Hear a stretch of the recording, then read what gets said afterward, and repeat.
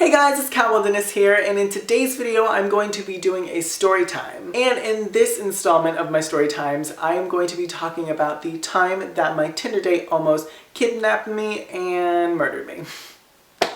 You know, just because it's the internet, and why not share it with everyone else? Because I feel like it's a story worth sharing. So we're going to name this kid Nick. And I met Nick off of, let's say it all together, Tinder! Yes, Tinder, ladies and gentlemen. It's the app where you can literally meet your soulmate and get killed at the same time. So when I matched up with Nick, he messaged me first and was like, hey, you know, just the usual conversation. And I was like, what's up? And, you know, how you doing? How's it going? You know, we kind of talked a little bit, got to know each other. And then he was like, we should meet. And I was like, okay, sure, why not? And I was like, it's like a Tuesday night, there's nothing really to do, but sure, all right. And mind you, this was like around 9 o'clock, and I guess it's kind of my fault too because I said yes, and you'll see why I'm an idiot when I get later on into the story. So I said okay, I gave him my phone number, and which was idiotic choice number one. Don't ever give someone your phone number before you meet them, and always meet them in a public place, which we did not do. And that's what I said, I'm an idiot, because I gave him my exact address. If you could slap me through the camera, all of you would.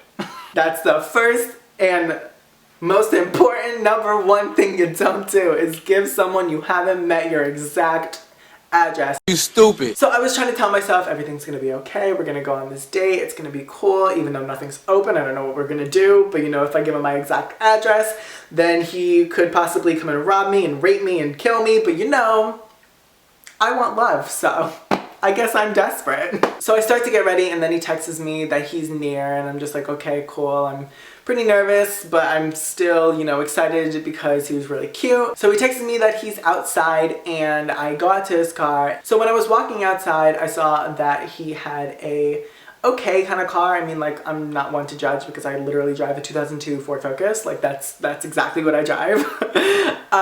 So who am I to judge? But, you know, it was an okay car. It looked like something that it was made in the 90s. But, you know, it was really cool. I get in the car, I look over to my left because I'm in the passenger seat, and I say, hi, it's nice to meet you. And he was like, hey. The minute that I entered that car, the energy went from up here to, oh shit, what the fuck did I just do? I hope my mother never watches this.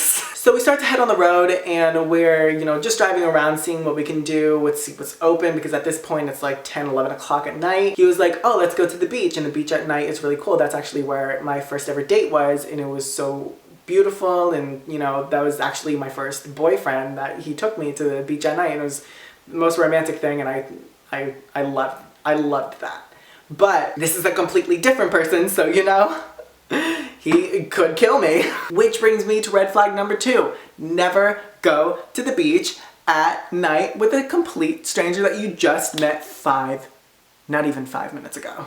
So my naive ass says, okay, let's go to the beach. Why not? It's really gorgeous outside. It hasn't been raining. It's cool weather. This was around like November time. So I was like, it's not humid as fuck out, so it's gonna be okay. And we can just chill. So we start to head to the beach, and we get to like talking. He's not really much of a talker, so that was like red flag number 3. He was like kind of standoffish, and I was just like, okay, maybe he's not much of a talker, so I'm just gonna turn on the radio. I'm just gonna be like, hey, let's listen to the radio. So we start to listen to the radio, and the minute that he turns on his radio, it's like heavy metal rock, like screamo music. And I was like, oh my god. Which is nothing wrong with that type of music. If you like that music, then you like that music. And I'm not here to judge you for that, because I fucking love Britney Spears and Christina Aguilera and everyone else. But I also love a wide range of music,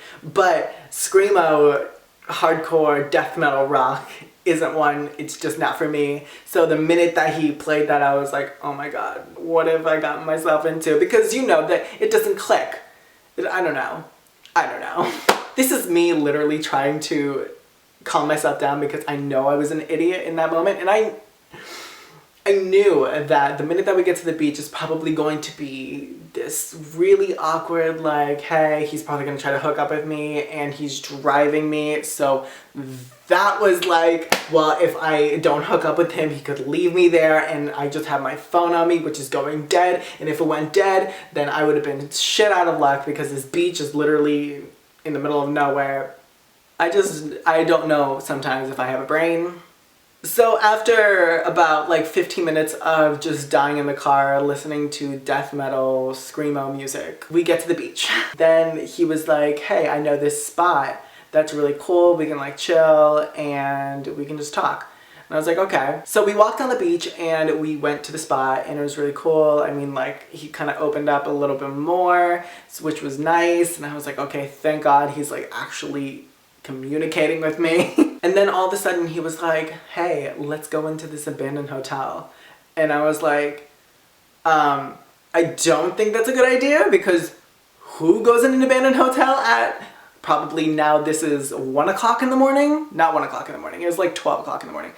But still? So the reasoning of him wanting to go in the abandoned hotel was to go on top of the roof and to see the stars and everything like that. And I was just like, we can see the stars completely fine on the beach. But I didn't say that because I'm a little bitch and I don't speak up. He had this app or this game, I don't know what it's called, maybe you guys know in the comment section down below, tell me. He wanted to go find this item from this app that you could find. It was like a manhunt, like searching type thing, and a lot of people play it apparently.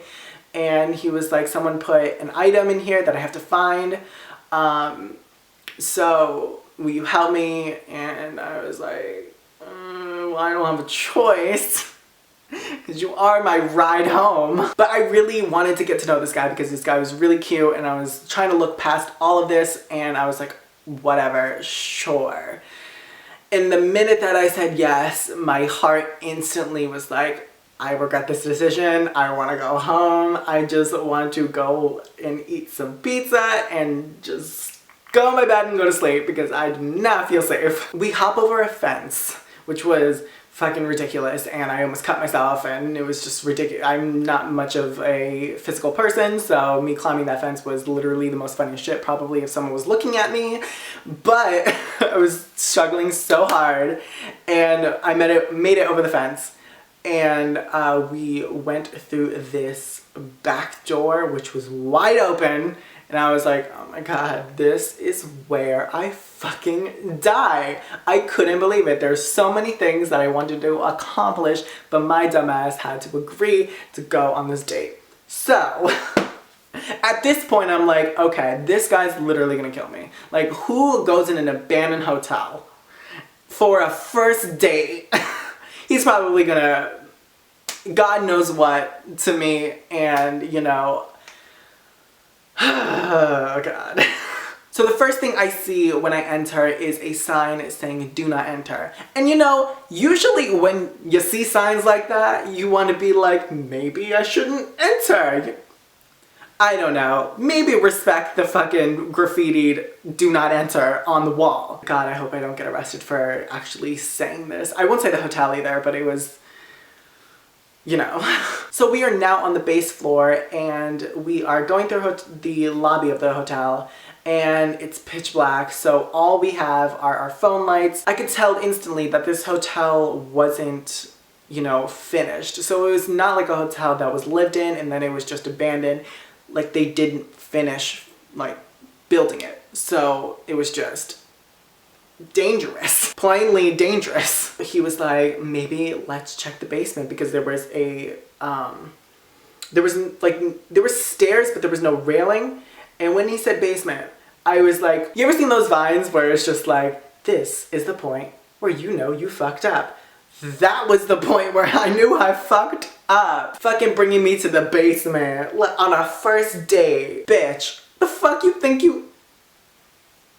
Of course I'm gonna think that you're gonna fucking kill me. I don't even know you. But then again, it's my fault too, so I'm not... I can't be mad at him only. I'm mad at him, but I'm also mad at myself. Do you even have to say how stupid I am? I know how stupid I am, guys. That's what I'm telling you. So as we're walking down these stairs, aka my deathbed, he decides it's funny as fuck because he's a fuckboy, and he decides it's literally funny to scare the shit out of me by yelling. And that's not even the worst part. So when we get to the bottom of the basement, I shine my light right across. It's like a huge basement. I shine my light over to the other side, like the other side of the basement, and it's clear as day. And there's a fucking spray painted fucking picture of Slender Man. I kid you not. I was 2 seconds to becoming Usain Bolt and bolting the fuck out of there, and I screamed so loud, y'all. Like I screamed so, like I was just like, oh hell no, no, oh my god. So I was like, I'm not going down there. Like I'm done. I'm not doing this. And he was like, oh, it's fine. It's just, you know, you got me. It's fine. I'll protect you. And I was like, a little bit turned on by that, but that's besides the point. This was him, his arm, my arm, like I was right there, right next to him. I was like, do not let me go, because the minute that you let me go, I will literally like go in a coma and die. And that's not good, because if they find my body and they find your fingerprints, you know, it's gonna be you that is gonna go to jail. So please make sure you don't leave me alone. So we searched for this item, this mysterious item, which I will tell you what it was at the end of the video. And you'll be like, you did all of that for fucking that?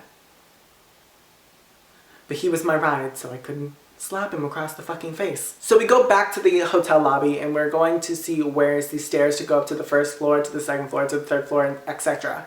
So we see the stairs, and I just see it's just more pitch black, and I'm just like, there's stairs and there's still not railing anywhere. He decides it's funny because he saw a coconut and I didn't see the coconut, and he gets his foot, and we're on the second floor by now, and he just scoots it off with his foot, and it decides to make the biggest fucking noise ever. It literally sounded like a gunshot. And I was like, this is it. I thought I was like shot. The minute that I heard it, I was like, did I get shot?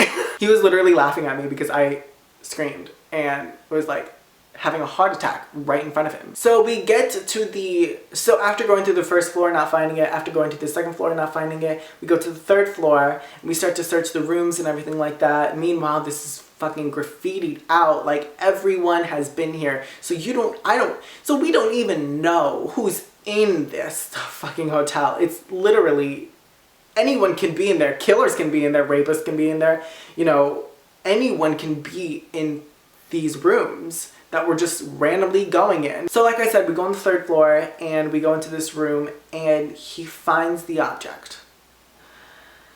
Guys, do you know what the fucking object was? It was a fucking coconut with a paper attached to it with some hidden message. I don't fucking know, because I was such in rage when I saw that all of my heartache and all of me almost collapsing to the floor like multiple times is for a fucking coconut with a paper attached to it with a hidden message that you probably don't even know how to fucking read. Oh my god, I'm really good with holding my rage. And that's just because I'm a really nice person and I don't like to get mad and everything like that. And at certain points it's hurt me, like this, obviously, where I could have been like, are you fucking stupid? But at the same time, I had to stay safe because I couldn't yell at him, because he would have been like, okay, well, peace. Have fun finding your way out of this fucking hotel and back home. So I had to like go along with it. I was like, oh my god, so cool. Meanwhile, in my head, I'm like, I want to fucking choke you out right now. So he takes a picture of it or whatever he does with it, I don't know. And we go up now to the top of the roof, and it's absolutely beautiful, actually. And that was the one thing that I could say about this story that was positive, and I could have been like, okay, this is, I guess, it's not worth it, but I guess if I would have to pick something, this view would be worth it, because it was so beautiful. It was like so nice out. Only I would lead myself to an abandoned hotel with a guy I don't know on the top of a roof. Judge me. Judge me for wanting to find love. And I guess it was kind of fun because we weren't supposed to be anywhere near that building, but, you know, we were 18, 19 and, you know, wanted to be rebellious, and this was the time that I was like, I want to live life at 18. And living life is not fucking going to an abandoned hotel and almost dying. So an hour in, and we are just like laying there. We hear this noise. And we're like, bruh. That ain't happening. That wasn't a noise. I'm gonna ignore that because that's not a real thing. That didn't happen. Meanwhile, it totally did happen, and that was a fucking noise. That could have been a fucking killer. But then again, I could be making out with a killer right now, so this was all going through my head. So the minute that we heard that noise, I was like, can we go? Because I'm not doing that. Like, that was the point. I know that was the tipping point out of everything that fucking happened. But when I heard the noise that wasn't me or him, I was like, no, I gotta go. We gotta go. I'm not doing this. Let's go. And he was like, it could have been like a raccoon or something. And I literally looked at him and I was like, I don't fucking care if it was the ice cream man wanting to give us ice cream, free ice cream. I don't fucking care. Let's bolt because I gotta go. I am not dying tonight. This is not the day. I have too many things to accomplish before I die in a fucking abandoned hotel, and nobody's gonna know probably until a month ahead. So we get our things and we're going down the stairs, and meanwhile I hear another noise and I'm like, go faster. So we're going faster down this fucking staircase, and we bolt out of the back door, which we came in, and we go on the beach, and literally I was like, please take me home. At that point I was like, no, this is not gonna work. At this point, that's the tipping point. That's the tipping point. It wasn't the tipping point when he asked you to go literally in Hell's Hotel. The tipping point was when you got done with everything, stressed yourself out, thought you were gonna be murdered, thinking, holy shit, maybe I should clear my browser history. Like, you just, I don't know. So at this point we get in this car and we're driving back, and I'm just like, thank God he didn't kill me, but there's still a chance he could kill me. So he brought me home, and that was the end of it, and I never talked to him again. So never do that, kids. So what we've learned is don't be cat, because one, don't give your phone number to a random stranger. Don't give your address to someone you've never met. Don't do that on the first fucking date. Don't go to the beach. Don't go to an abandoned hotel. Just don't be me. So I hope you guys liked this video. If you guys want more story times in the future, give this video a big thumbs up and make sure to subscribe. Self-promo, I know, I'm literally sucking my own clit. But if you would like to subscribe, I understand if you don't because I'm a literal bitch, but if you want to subscribe, that'd be cool, and you can join the fam. I just hit 2,000 subscribers and I cannot believe it. I thank you guys so much for all the support, and if you want more information on me, you can go to my website, catwilderness.com, for all information. So I love you guys so much, and I will see you guys in my next video. Bye guys!